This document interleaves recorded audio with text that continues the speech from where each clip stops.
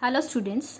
तो आज के इस वीडियो लेक्चर में हम न्यूमेरिकल डिस्कस करने वाले हैं मोलर कंडक्टिविटी के ऊपर। देखिए स्टूडेंट्स, मोलर कंडक्टिविटी के ऊपर जब हम न्यूमेरिकल करते हैं तो हमें कुछ एक यूनिट्स का ध्यान रखना होता है अपने क्वेश्चन को करते हुए। ठीक है, तो वो चीज़ आज हम जानेंगे जिसके बेसिस पर आपका जो फॉर्मूला है वो भी थोड़ा सा वेरी करता है, तो आपको थोड़ा सा माइंडफुल रहना है मोलर कंडक्टिविटी के न्यूमेरिकल करते हुए। ठीक है, बाकी जो कंडक्टिविटी एंड रेजिस्टिविटी के ऊपर क्वेश्चन है, रेजिस्टेंस, रेजिस्टिविटी, ये सब तो आप इजीली कर पाएंगे। कंडक्टिविटी कप्पा के ऊपर भी आप सिंपली न्यूमेरिकल कर सकते हैं अगर आप अपना फॉर्मूला जानते हैं।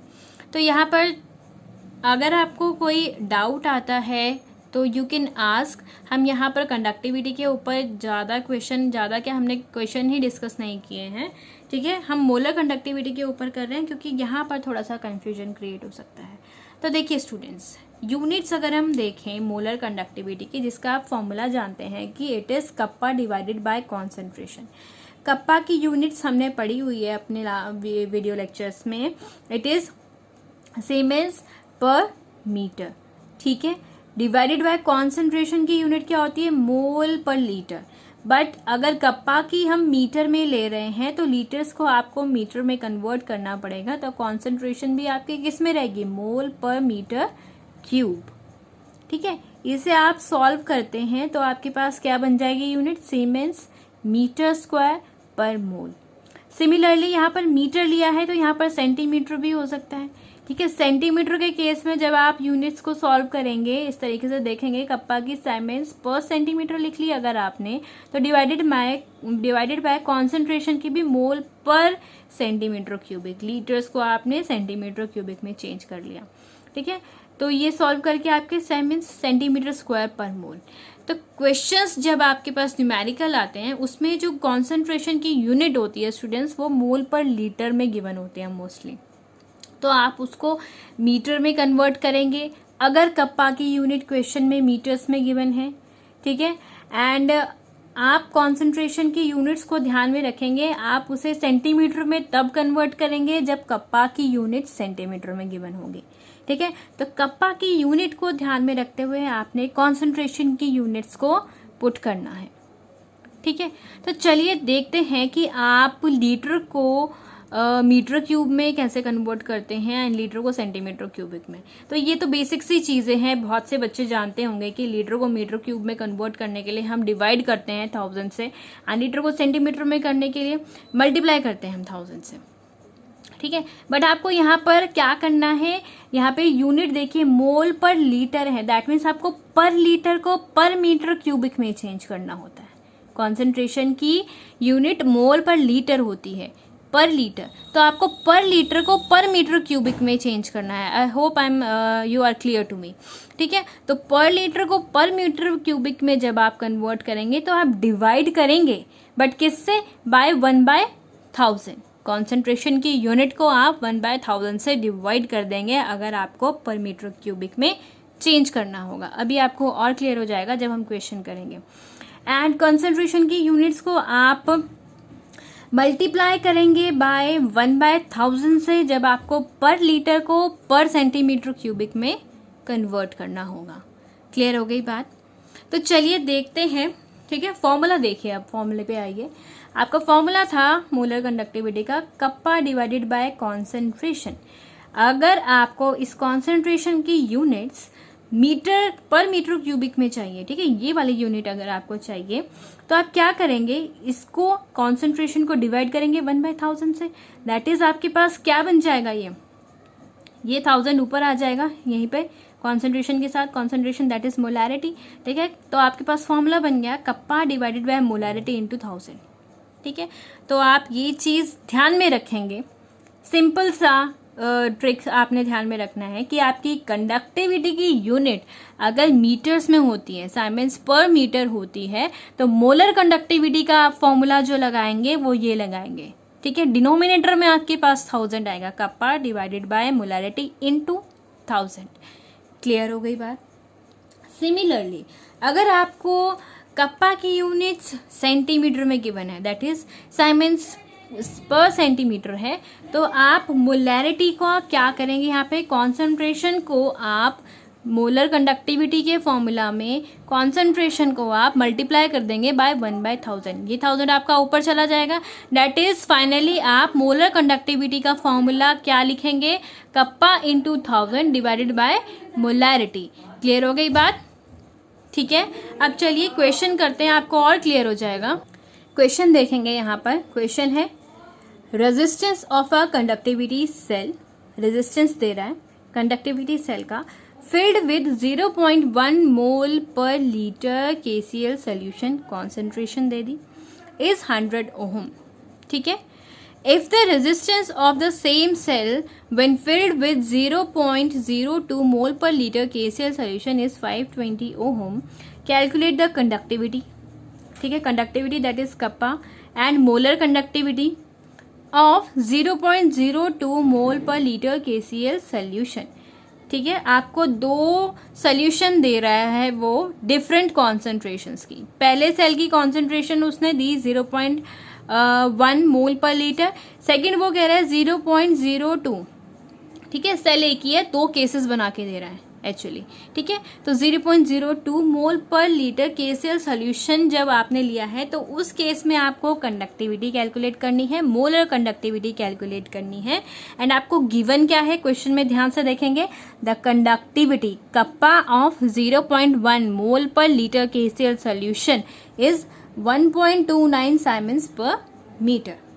क्लियर हो गई बात? तो सबसे पहले गिवन क्या है वो देखेंगे एंड दो केसेस बना लेंगे टू सॉल्व योर क्वेश्चन। ठीक है, कप्पा का फॉर्मूला आपको पता है, इट इज क्या होता है आपका कंडक्टेंस इनटू सेल कांस्टेंट। ठीक है, ध्यान से अगर आपने पिछली वीडियोस देखी है, conductance into cell constant gives you conductivity. तो कंडक्टेंस आपकी क्या होती है, इनवर्स ऑफ रेजिस्टेंस होती है। तो रेजिस्टेंस आपको क्वेश्चन में गिवन है एंड L/A सेल कांस्टेंट आपको क्वेश्चन में गिवन नहीं है।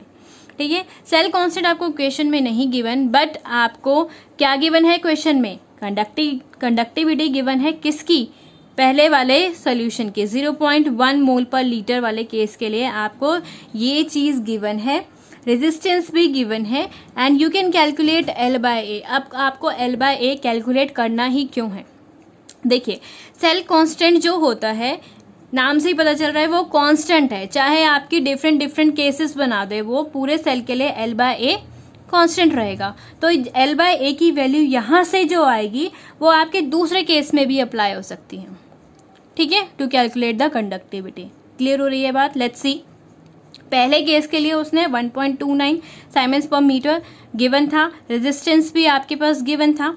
ठीक है, आपने कंडक्टिविटी की वैल्यू पुट कर दी यहाँ पर, पहले वाले केस के लिए 1.29 इज इक्वल्स टू, पहले केस के लिए रेजिस्टेंस था 100, दैट मीन्स 1/100 आपने लिखा इनटू सेल कांस्टेंट। तो यहाँ से आप सेल कांस्टेंट इजीली निकाल सकते हैं, क्या होगा 1.29 इंटू 100 दैट इज 129 पर मीटर।